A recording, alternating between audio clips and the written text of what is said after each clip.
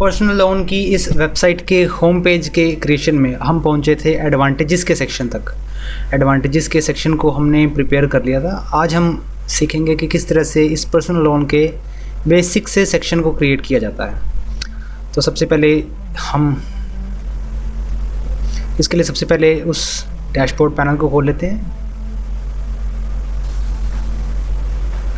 इस तरह से डैशबोर्ड में पेजेस को सेलेक्ट करूंगा और पेजेस में होम पेज को एडिट करूंगा।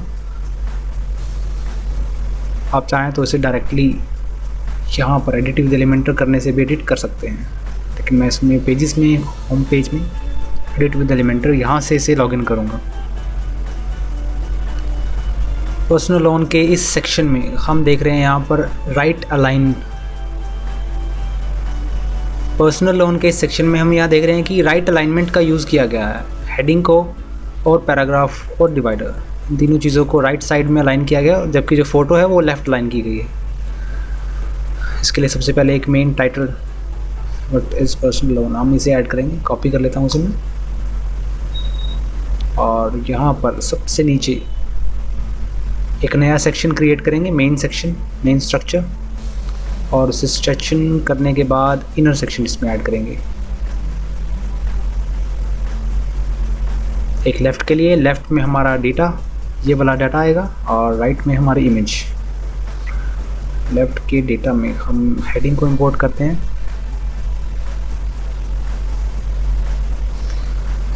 राइट अलाइन, स्टाइल, इसके कलर कॉम्बिनेशन में थोड़ा सा चेंजेस करेंगे। टाइपोग्राफी में मैं इसे पॉपिंस रखूँगा। पॉपिंस नाम का एक फ़ॉन्ट है, आप कोई भी सूटेबल फ़ॉन्ट जो आपको लगे वो आप यूज़ कर सकते हैं। इसके बाद डिवाइडर,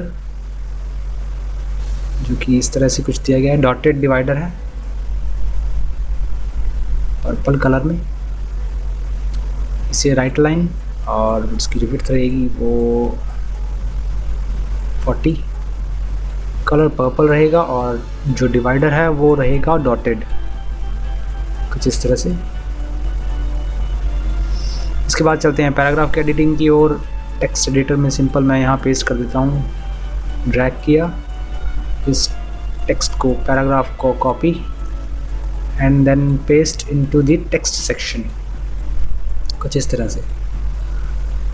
इस पैराग्राफ की स्टाइलिंग आप यहाँ से इस टैब में जाकर सेलेक्ट कर सकते हैं। Right line, text colour dark grey, and then typography में रेलेवे फॉन्ट यूज़ करूँगा मैं,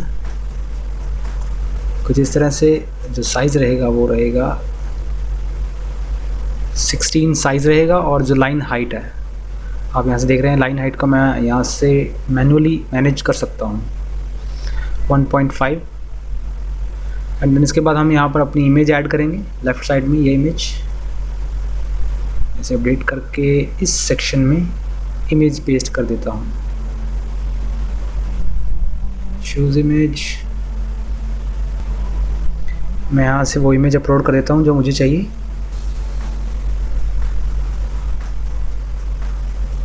कुछ इस तरह से मैं इसे ड्रैग करूँगा और ये अपलोड हो जाएगी। देन इस इमेज को इंसर्ट मीडिया के बटन से क्लिक करने के बाद इंसर्ट कर देंगे। आप यहाँ पर देख रहे हैं कि यहाँ पर एकदम सिंपल इमेज इंसर्ट हुई है, जबकि यहाँ पर हमारे पास बॉर्डर भी है और बैकग्राउंड में कुछ शैडो भी। सबसे पहले बॉर्डर पर वर्क करेंगे। बॉर्डर को ऑन करने के लिए, यानी कि बॉर्डर को लगाने के लिए, इसके स्टाइलिंग सेक्शन में हम चेक करेंगे। सबसे पहले हम इसकी विड्थ और बाकी की चीज़ें सेलेक्ट कर लेंगे और उसे मॉडिफाई कर देंगे।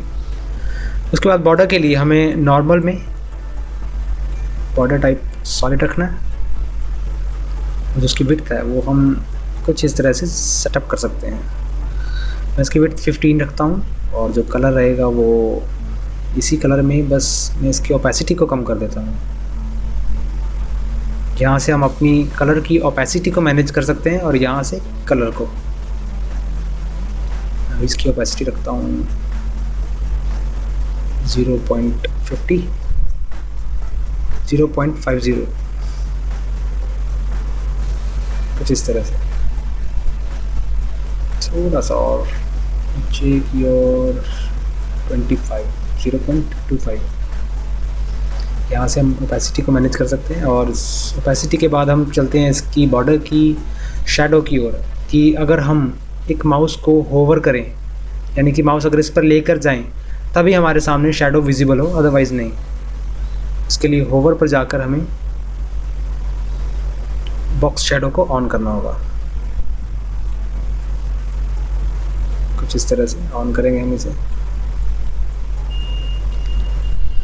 बॉर्डर कलर और उसकी ओपेसिटी सेटअप हो जाने के बाद अब हम चलते हैं इसकी शैडो की ओर कि किस तरह से हम इस शैडो को यूज़ में ला सकते हैं। शैडो के लिए हमें नॉर्मल में जाकर, नॉर्मल के सेक्शन में जाकर इसकी बॉक्स शैडो को ऑन करना होगा कुछ इस तरह से, और हम इसकी बॉक्स शैडो को अपने अकॉर्डिंगली इस तरह से मैनेज कर सकते हैं। हॉरिजॉन्टल यानी कि आप उस शैडो को लेफ़्ट राइट में मूव कर सकते हैं, वर्टिकल यानी कि अप एंड डाउन में, एंड इसके बाद ब्लर, अगर आप ब्लर सेलेक्ट करते हैं तो ये हमारी शैडो कुछ इस तरह से ब्लर होनी शुरू हो जाएगी।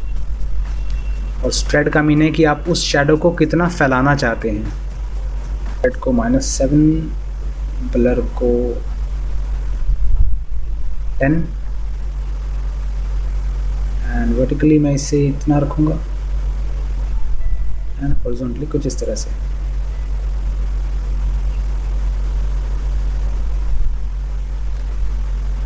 इसके बाद इसे अपडेट कर देंगे, और अपडेट करने के बाद अगर हम प्रीव्यू देखते हैं इसका तो हमें कुछ इस तरह से दिखेगा। इसके टेक्स्ट को मैं सेंटर में लगाऊंगा। आप यहाँ पर देख रहे हैं कि ये टेक्स्ट और ये पैराग्राफ ऊपर की ओर बढ़ रहा है, यानी कि इसका जो मार्जिन है वो टॉप में कम है जबकि बॉटम में ज़्यादा है। उस मार्जिन को सेटअप करने के लिए इस इमेज के सीध में, इस इमेज की अलाइनमेंट के अंदर इस पैराग्राफ को और टेक्स्ट को मैनेज करने के लिए हमें इसकी कॉलम की सेटिंग में जाना होगा और वर्टिकल अलाइन में इसे मिडल करना होगा। तो टॉप और बॉटम की जो पिक्सल्स है ये इसे ऑटोमेटिकली मैनेज कर लेगा। इसी तरह से इमेज की कॉलम में भी इसे मिडल रखता हूँ और सेंटर। प्रीव्यू देखने पर आप देख सकते हैं कि यहाँ पर ऊपर और नीचे दोनों तरफ से मार्जिन सेटअप हो गया है ऑटोमेटिकली। इसके बाद इसके बैकग्राउंड में थोड़ा सा कलर फिल करेंगे।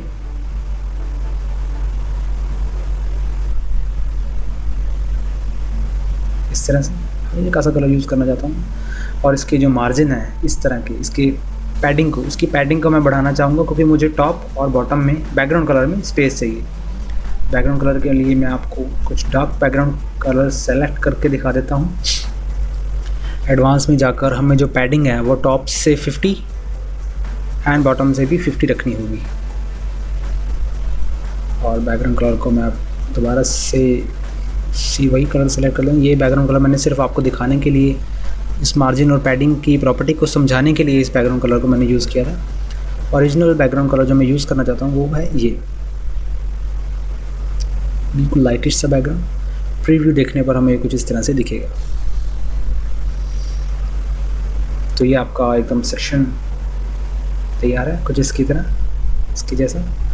अगली वीडियो में हम क्लाइंट्स के रिव्यू का ये सेक्शन प्रिपेयर करेंगे।